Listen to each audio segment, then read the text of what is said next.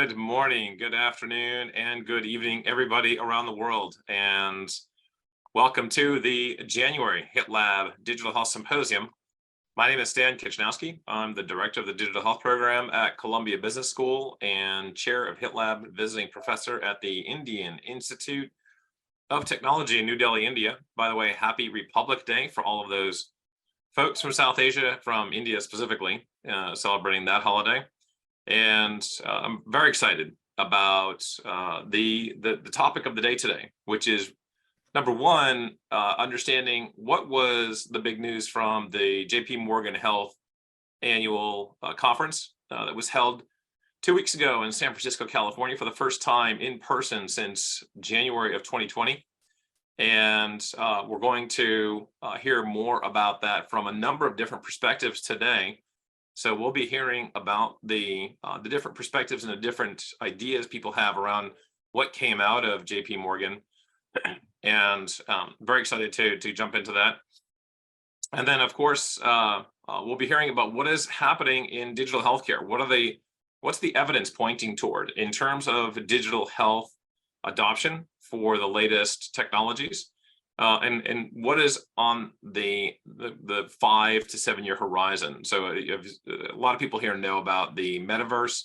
A lot of people here know about ChatGPT. We're going to be talking about those sorts of technology platforms that are on the horizon and hearing more from our guests around that and digging into those topics more thoroughly. The agenda for the day, well, first of all, we want to thank our sponsors. Obviously, without the sponsors for our research, our teaching, and certainly our events like this, virtually and in person, we wouldn't be able to do the work that we do to help, number one, identify evidence, and number two, make sure that you, our audience, our community, know about where the evidence is pointing in terms of digital health adoption. So we want to thank, obviously, the folks from the Global Health Innovation Fund, Goodwin, FFF Enterprises, and certainly the good folks from the AARP H-Tech Collaborative out of Nashville, Tennessee, and then, of course, playing forward, the AR/VR company making big strides in digital health as well. And then we want to start the program off today with one of the foremost leaders in digital health, Bill Taranto, who has headed the Merck Global Health Innovation Fund, which has done over 60 placements, has had 37 exits, and has a portfolio today of nearly 36 companies. By far the most successful digital health fund in digital health in medical technology history, in digital health history, biomedical informatics, et cetera. Bill's been doing this sort of work first at J&J and then at Merck for the last 25 years, really going over to Merck in about 15 years ago, and he can give you more of his background. But when we look at the funds and the people that have been behind those funds over the last 15 years and really helped digital health become and transform the infrastructure in digital health, Bill is one of those leaders, top 10 on everyone's lists that has done that. And so obviously, Bill, you're blushing now. I apologize for that, but we have to let people know just how impactful your work has been over the past few decades. And he's going to be talking to Erin, who we talk about JP Morgan Health. Who better to talk to than someone from JP Morgan, who is out of that company, and looking forward to hearing this first session. Bill, Erin. Well, thank you, Stan. And I couldn't be more excited to talk to Erin today and learn more about her career and her thoughts on the JP Morgan conference. And I'm always excited to talk to the Hit Lab community. So welcome again to this month's session. And Erin, welcome to you. Before we get into what you do at JP, and then obviously I'm going to ask you some questions about your thoughts on the JP conference. There's many people in the audience that may not know who you are. And could you maybe just tell them a little about your career journey? How did you start your career, and then how did you end up as a vice president at JP Morgan? Thanks, Bill. And yes, I'm humbled to be in the company of Bill and everyone else at Hit Lab. So I started my career in institutional investing, and I would say the kind of unifying arc of my career has been investing in innovation. And I started in the late 90s. I mean, Netscape was the first company that I followed going public. And I worked for an institutional investor for a long time, investing in technology companies and watching the evolution of digital technologies from an early stage. I ended up having 4 children in 3 years. So if you do the math, you'll know that I had twins. And I ended up getting really sick after that. And that was sort of my first personal experience in the healthcare system. And I decided to pivot from institutional investing into the startup world after that. So I did a stint in about 3 different software startups. So I can keenly appreciate the struggles that a lot of entrepreneurs go through and have a lot of empathy for the founders on the call and for what you guys have to face. And I realized I just kept getting called back into investing. So the more people I talked to, the more I realized money really scared a lot of people. And so I made it my mission to help demystify that. So now at JP Morgan, I work in the private bank, which, as you know from JP Morgan, we have a lot of different divisions, including the investment bank and commercial bank. So I help individuals and families, usually high net and ultra high net worth people, executives, funders, founders, with all of their money issues. So that's what I do now. And part of what I also do for JP Morgan is help work as sort of an ombudsman to connect people through the web that is our ecosystem. So a little more specific about health. So, you talked about a little bit of what you're doing on the private wealth side of JP. Can you talk about a little bit, how you connect your clients to healthcare, or how do you work with them as it relates to healthcare? Sure. So a lot of my clients are in the healthcare space. So executives at companies, board members, people that fund a lot of these startups, a lot of VCs and PE people. So as part of our ecosystem, we will try and coordinate resources through the commercial bank. So if you have a company that needs banking and checking as you're getting started, we introduce you down to our commercial bankers. As you get a little further along in your journey, helping you walk over to the investment bank, getting some real world feedback on valuations, on product market fit, a lot of just interactive along the way help. Would be the way I see it. And so we are a vast global ecosystem, as you imagine. And so navigating that could be hard internally. So I can imagine for an external portion, it's really difficult. Good. So this is obviously a lot about digital health, and just kind of more curious about, what's your overall interest in digital health, and how you maybe got started, thinking about digital health. Yeah. So again, as my background has been more in the technology side, a couple of years ago, I just saw a big white space with the emergence of AI and ML and a lot of the new data analytics tools that are out there to really harness vast amounts of data and really streamline some processes in the tech space. And I think that as we talk about digital health generally, there's so much that needs to be systematized, formalized, standardized is really how I think about it. And that's kind of how the tech world was 20 years ago. And so for me anyway, because I tend to be very people focused in my job and people focused in my life, and healthcare is nothing if not personal. I've watched some of these really amazing companies go over and solve some great problems on the healthcare space. And that's really how my interest started, is following some of these amazing companies. So yeah. Fantastic. So obviously this conference is a little about what happened at the JPM Health Conference. And obviously, as Stan said, he was as a JP employee, who better to ask this question, but curious to, what your takeaways were around just the overall conference, but more specifically, the sort of the digital health takeaways that you saw at the JP conference. Sure. I think pulling back big picture, great to have everybody in person. It's obviously a huge industry event. Because of the COVID backdrop, because of the macro backdrop, there was a lot of, we'll say, headwinds heading into it, not to mention the weather in San Francisco that week. We were joking that we all got the emergency alarm on our phones for the hailstorm that hit. There's like thunder, lightning, hail. But the backdrop was hopeful, but also realistic heading into it. And on the digital health side, I think that it's funny, one of the sell side analysts on the investment bank went through all the transcripts and through machine learning picked out what was spoken out into the transcripts in digital health, and every single session had M&A brought up, and that was true across most of the the conference across all the different verticals within healthcare, but particularly within the digital health space. And so M&A is definitely front of mind for a lot of companies right now. There is a lot of dry powder out there in private equity and venture, and even in some of the corporates. I mean, Merck being one of them, some of the corporate venture arms. The general feeling was that there's a lot of amazing technologies, but not a lot of people in a huge rush to see because the market's so choppy. So there's that.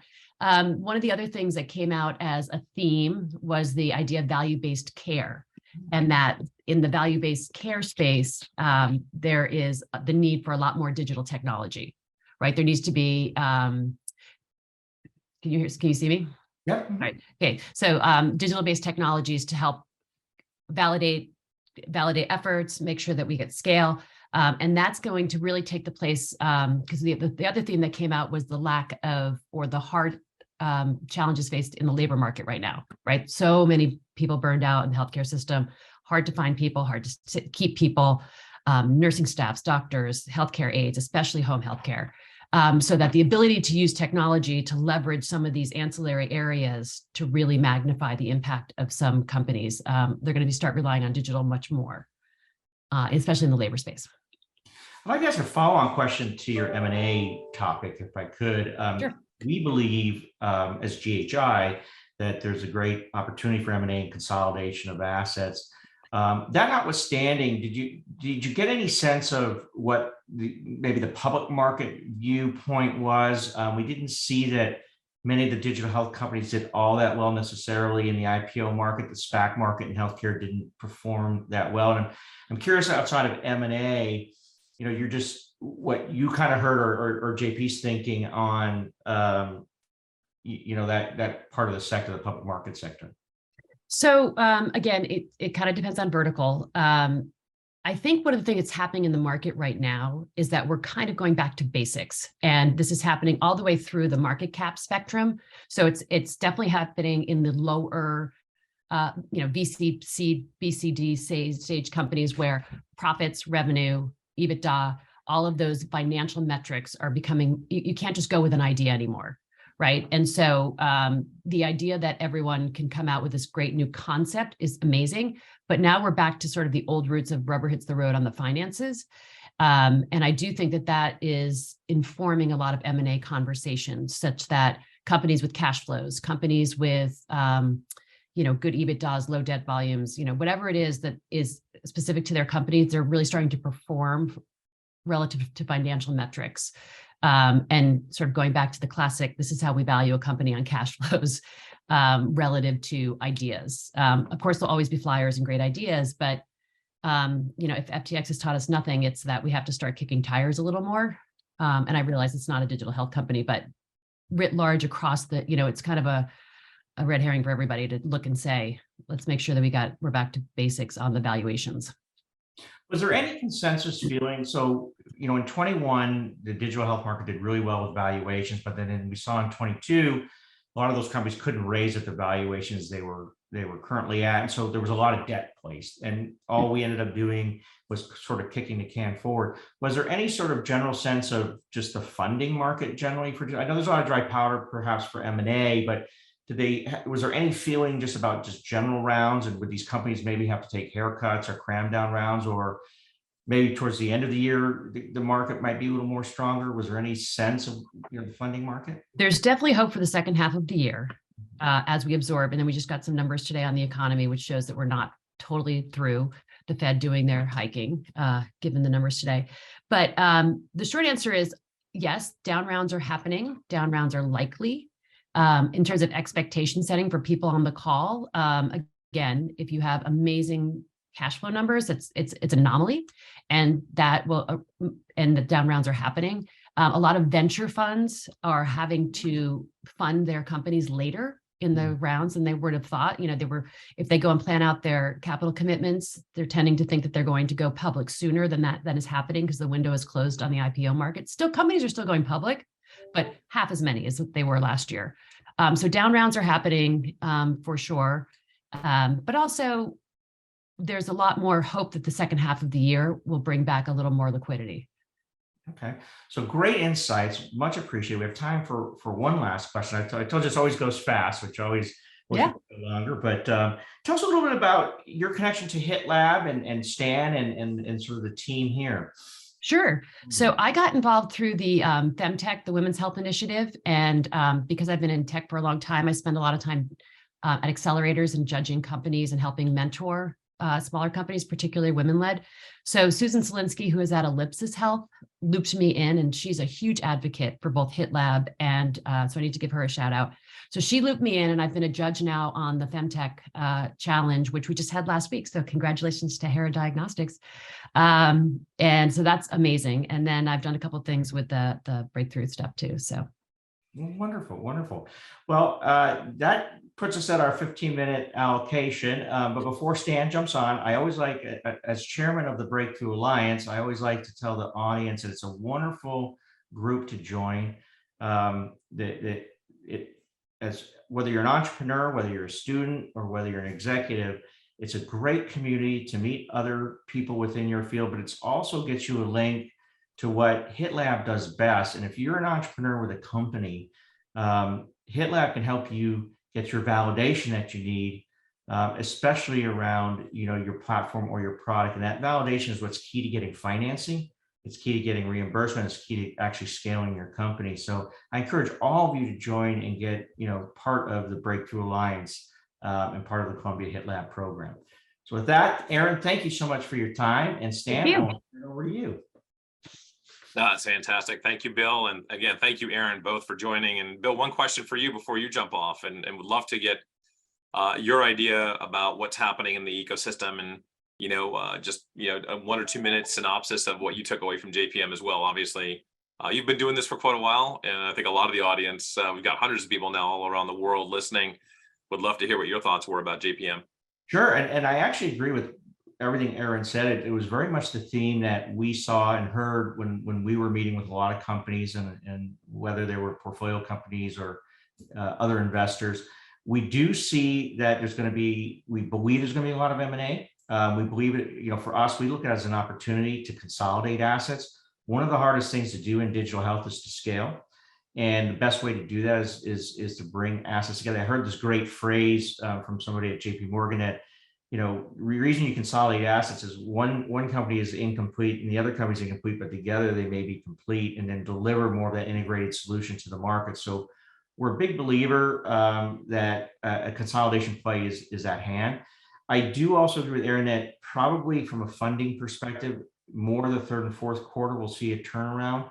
I think anybody that's fundraising probably in the first and second quarter, I think if the entrepreneur is smart, they'll just willing to take a small down round, which is better than being sort of crammed down. So it's sort of that live another day. But I also would say, raise what you need. Don't raise, you really just need the next 12 months of capital for now. You don't have to raise, 2 years, 3 years worth of capital just yet. Just get yourself through the next 12 months.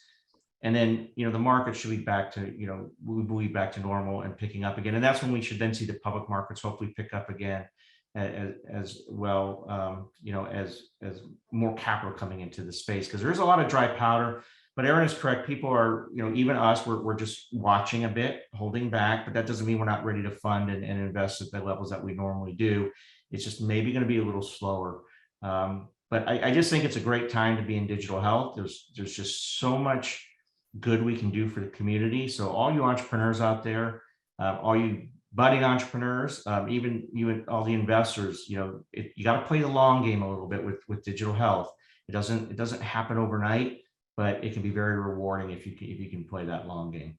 That's fantastic. Thank you, Bill. And again, thank you, Erin, for joining. Really good to have both of you on today. Thank you. Thank you. Thanks. Take care.